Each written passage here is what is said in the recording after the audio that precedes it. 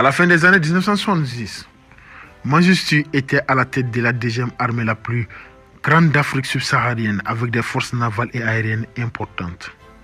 Son gouvernement a rencontré de nombreuses difficultés dans les années 1980, notamment des inondations, des famines graves, particulièrement celles de 1984-1985 et des rébellions, notamment dans les régions du Tigré et de l'Érythrée. Pour cacher la famine de 1984, dans le nord du pays, le gouvernement de Mengistu a d'abord tenté de minimiser la situation avant d'utiliser cette crise pour déplacer des forces des milliers de villageois vers le sud du pays.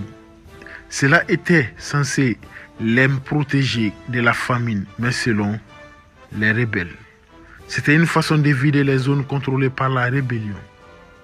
On estime que cette relocalisation a concerné environ 100 000 personnes en 1989.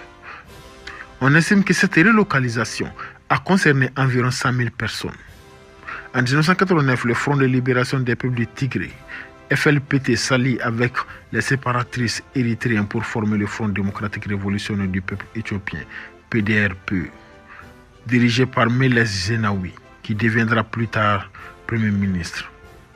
Vers la fin de son règne, Mengistu perd le soutien des soviétiques.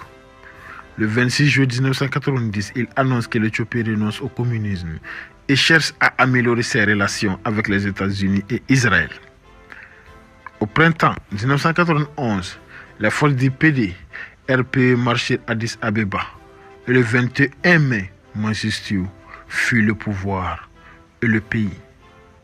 Après sa fuite, Mengistu se réfugie au Zimbabwe et obtient l'asile politique.